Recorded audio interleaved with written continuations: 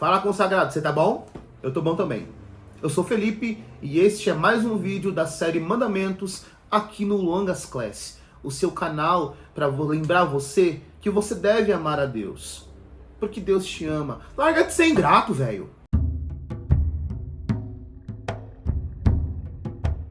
E dando continuidade com a série dos mandamentos, hoje vamos para a primeira parte do bloco sobre os mandamentos de amor a Deus. Vamos começar.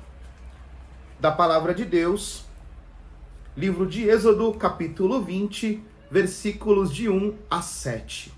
Escute. Deus pronunciou todas estas palavras, dizendo: Eu sou o Senhor teu Deus, que te fez sair da terra do Egito, da casa da escravidão.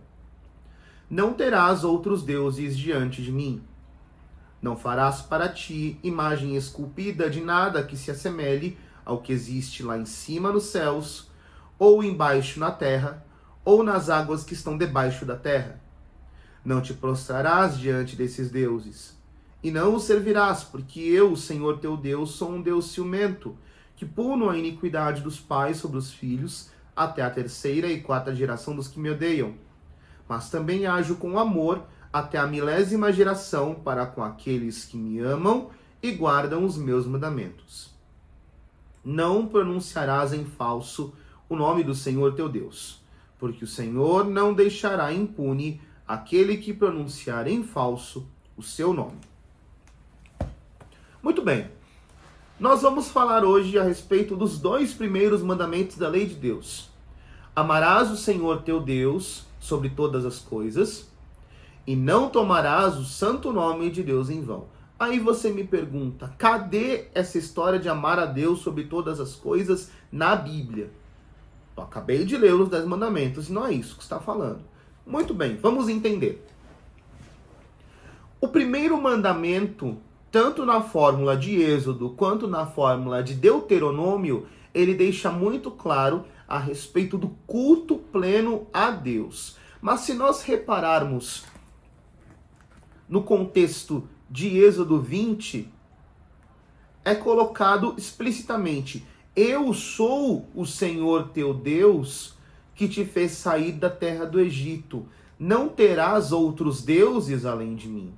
Portanto, nós vemos muito claro a respeito de que aquele que libertou o povo de Israel é o Deus Supremo. Não existe ninguém além dele. Pegando o contexto de época, nós nos deparamos com o povo de Israel saindo da terra do Egito, portanto uma terra pagã, de politeísmo, portanto de muitos deuses, e passando pelo deserto no meio de outras civilizações também tomadas por muitos deuses, que nós chamamos de politeísmo. Diante disso, surge a necessidade da lei contra o que chamamos de idolatria, que é necessariamente a respeito da adoração a outros deuses, que não o Deus verdadeiro, que nós chamamos de ídolo. Idolatria vem do grego ídolos, latria, ou seja, adoração aos ídolos. Só que o problema é que há uma confusão muito grande a respeito dos ídolos, dos pagãos e dos ícones da Igreja Católica.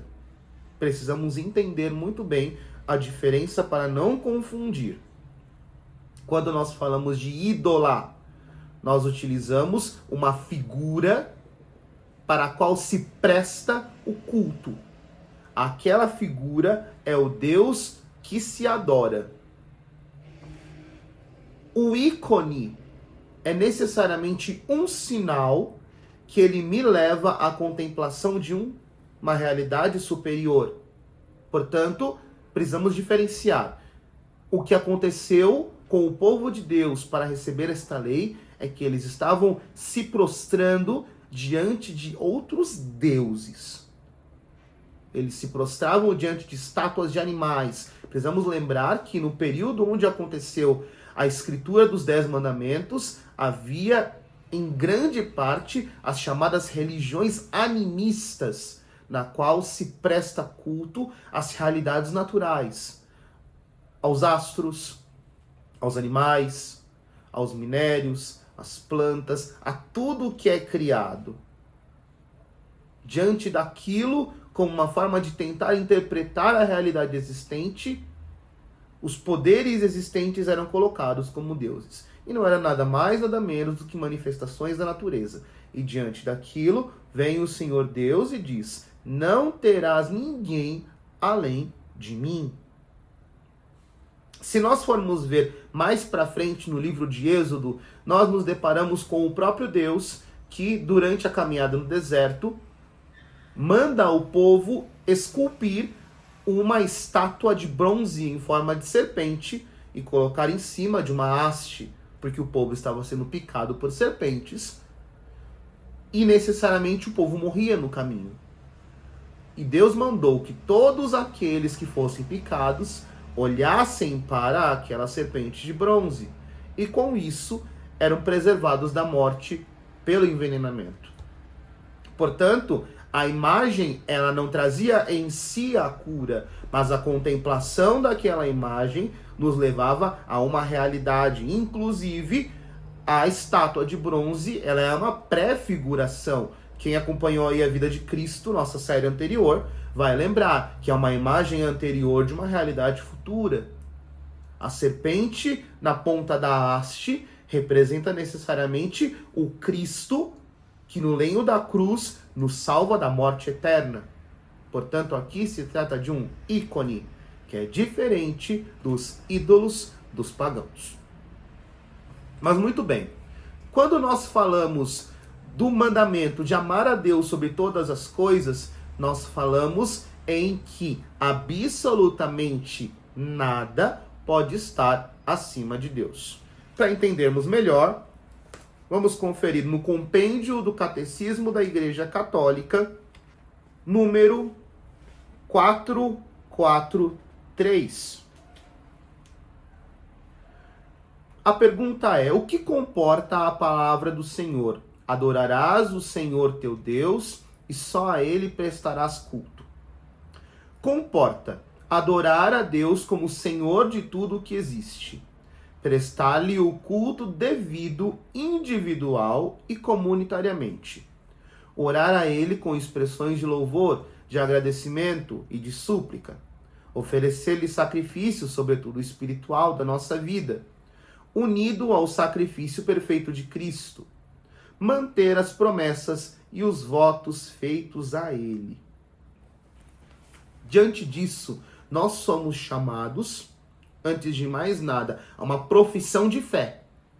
Diz o compêndio: adorar a Deus como Senhor de tudo o que existe. Portanto, aqui exige um ato de fé. Nisso há o exercício das virtudes: fé, esperança e caridade. Aqui especificamente a virtude da fé, na qual eu professo firmemente que o Criador de todas as coisas, o Senhor Deus, Ele é o único Senhor. Basta lembrar aquela citação do Shema Israel: ouve Israel, o Senhor teu Deus é o único Senhor. É uma profissão que exige uma consciência de fé. E diante desta consciência de fé, eu presto culto a Deus e não coloco nada acima deste culto. Necessariamente por causa disso é que nós temos todas as outras coisas que podem levar o que nós chamamos de idolatria, porque são coisas que são colocadas acima do culto divino. Ou então, quando o culto divino é colocado em segundo lugar e outras coisas são colocadas em primeiro. Como assim? Vamos entender já. Número 445 do compêndio do Catecismo. O que proíbe Deus quando manda: não terás outros deuses além de mim? Este mandamento proíbe o politeísmo e a idolatria, que divinizam uma criatura, o poder, o dinheiro, até o demônio. Isso aqui é uma coisa muito importante. A idolatria, ela, quando se coloca qualquer coisa acima de Deus. Então, não estamos falando aqui meramente só de um culto religioso. Nós falamos de toda e qualquer prática que é colocada como um nível de importância acima de Deus. E hoje temos muito claro o culto à beleza, o culto ao lucro, o culto ao sexo, sem necessariamente ser uma prática religiosa. Nós temos os famosos workaholics, aqueles que têm uma vida só para trabalho e não fazem mais nada. As depravações sexuais em extremo, que a pessoa busca o prazer a todo custo, portanto coloca Deus em segundo lugar. Nós temos variadas formas de idolatria. Portanto, tudo aquilo que é colocado acima do culto divino cai como idolatria. E aqui é colocado, inclusive, o demônio. Todo culto que é prestado a uma criatura, a um ser, a um objeto, a um conceito, colocando-o acima daquele que tudo criou, entra necessariamente no pecado de idolatria. Continuando, a superstição, que é um desvio do culto devido ao verdadeiro Deus e se exprime também nas várias formas de adivinhação, magia, feitiçaria e espiritismo. Necessariamente quando você coloca, inclusive, acima do recurso de Deus, recursos que não convêm a ele, que é necessariamente o sortilégio, as magias, o horóscopo, porque necessariamente eu estou deixando de confiar em Deus, deixando de prestar a Deus o verdadeiro culto e confiando a coisas secundárias, o que só Deus poderia conferir, que é necessariamente quando se busca o espiritismo, consultar espíritos, búzios, cartomantes, etc. Está se invocando outras criaturas que não o próprio Deus. Portanto, o que é uma criatura diante do próprio Senhor? Idolatria. Continuando, a irreligião que se exprime em tentar a Deus com palavras ou atos, no sacrilégio que profana coisas ou pessoas sagradas, sobretudo a Eucaristia, na simonia que pretende adquirir ou vender as realidades espirituais, que é necessariamente o que nós estamos vendo hoje. Nós estamos nos deparando com países de políticas de esquerda, o socialismo e o comunismo, destruindo igrejas, fechando templos, desrespeitando autoridades religiosas, pior ainda, em público e divulgando nas mídias. Então, é um ato concreto de desrespeito ao sagrado. Nós não vemos meramente só a questão da idolatria. Nós nos deparamos também com a indiferença e a intolerância religiosa, que cai também na questão do primeiro mandamento. E por fim, o ateísmo, que rejeita a existência de Deus, fundando-se muitas vezes numa falsa concepção da autonomia humana. O agnosticismo, para o qual nada se pode saber sobre Deus e que compreende o indiferentismo e o ateísmo prático. Veja só, uma coisa é quando você é ateu. Ateu é aquele que nega que Deus existe. Outra coisa é o que nós chamamos de agnosticismo ou de ateísmo prático, que é a negação total da religião, em que se fala que não é necessário religião, não é necessário prestar-se culto a Deus. É o agnosticismo. Uma coisa é você negar que Deus existe. Outra coisa é você até dizer que Deus existe, mas negar o seu culto. E o que mais temos hoje são pessoas agnósticas, que dizem que Deus não habita em templos, que Deus não fundou religião.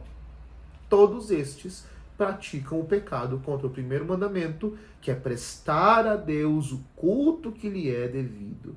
Manifestar esta fé em que eu creio que Deus existe, que Deus está presente, que Deus atua na minha vida, e eu lhe devo sim respeito, culto e adoração. Já a respeito do segundo mandamento, quando nós falamos sobre não pronunciar o santíssimo nome de Deus em vão. No primeiro mandamento, nós falamos a respeito da virtude da fé. Porém, Neste mandamento nós falamos do fruto que é o temor a Deus. O temor a Deus é necessariamente o dom no qual, diante da verdade de um Deus que existe, de quem é Deus, eu tenho um sentimento de respeito diante dele. Portanto, tudo aquilo que se refere a Deus, eu devo respeito. Exige dentro de mim um sentimento de temor, não de medo, mas de respeito. Naturalmente em nós temos um senso de respeito, por exemplo, com os nossos pais, com as autoridades, com pessoas com algum grau maior do que o nosso, seja em grau financeiro, seja em grau intelectual, seja em grau político. Naturalmente nós temos uma tendência a temer o que é mais alto, superior a nós. Diante disso, o cristão, aquele que crê em Deus, é chamado a respeitá-lo. Portanto, não tratar com indiferença o santíssimo nome de Deus em vão. Mas especificamente nós falamos a respeito dos juramentos. Porque nós nos deparamos com uma situação em que se fazem afirmações, promessas e juramentos em nome de Deus, justificando com a religião e o culto divino, muitas vezes, mentiras e infidelidades. Mas vamos entender melhor o que diz para nós a Igreja. Compêndio do Catecismo da Igreja Católica, número 447. Como se respeita a santidade do nome de Deus? Respeita-se invocando o nome santo de Deus, bendizendo-o, louvando-o e glorificando-o. Portanto, devem ser evitados o abuso de apelar para o nome de Deus para justificar um crime e qualquer uso inconveniente do seu nome, como a blasfêmia, que por sua natureza é um pecado grave, as pragas e a infidelidade às promessas feitas em nome de Deus. Portanto, nós nos deparamos aqui com o uso indevido do nome de Deus para justificar atos incoerentes, incorretos. Nós temos, por exemplo, usar o nome de Deus e o uso de religião, por exemplo, para apoiar interesses políticos, sem a verdadeira intenção, mas necessariamente como uma forma de convencimento, é o uso do nome de Deus em vão. Poderíamos mencionar também quando se usa o nome de Deus como temática de piadas. Nós temos constantemente as piadas usadas para tirar sarro da igreja, tirar sarro das autoridades. O problema é, não é citado o fulano, o ciclano. É citada a igreja, Deus, Jesus, necessariamente naquele sentido de ferir diretamente aquilo que é mais sagrado, em nome do quê? De uma piada, de uma tirada de humor. Está se usando em vão. Diante daquele que é o nosso Deus, se deve respeito. Outra coisa, quando se utiliza o nome de Deus para afirmar maldições, que é o que nós chamamos das pragas. Por exemplo, quando em nome de Deus se deseja que uma pessoa seja prejudicada, você está rogando para si um direito que nem sequer é seu. Se Deus quer fazer alguma coisa, Deus escolhe. Ele não precisa que você passe recado. Mas, justamente, quando se usa o nome de Deus para estes interesses, é um pecado em que se usa o nome de Deus em vão. E, por fim, a questão das promessas. Nós, católicos, temos o costume de fazer promessas a Deus diante de graças que nós pedimos. Isso é uma responsabilidade muito grande, porque se eu prometo algo a Deus, eu devo cumprir. Porque uma fidelidade a algo que se presta a Deus é questão de respeito. Se nós, entre as pessoas, temos essa questão de cumprir aquilo que nós prometemos, que nós nos comprometemos por uma questão de responsabilidade, quanto mais diante do respeito a Deus. Portanto, diante do mandamento de não pronunciar o nome de Deus em vão, não é somente uma questão de jurar ou só uma questão de medo, ou uma questão de cuidado. Nós falamos uma questão de respeito, adoração, porque aquele que coloca Deus acima de todas as coisas, coloca o nome de Deus como digno de adoração, de prostração, de respeito e de temor. É isso, mas eu conto com você no nosso próximo vídeo, em que nós vamos entender melhor o terceiro mandamento de guardar os domingos e os dias santos. Mas espera aí, não estava falando no livro do Êxodo que era sábado? Por que a Igreja Católica cultua no domingo? Você vai entender no próximo vídeo. Salve Maria!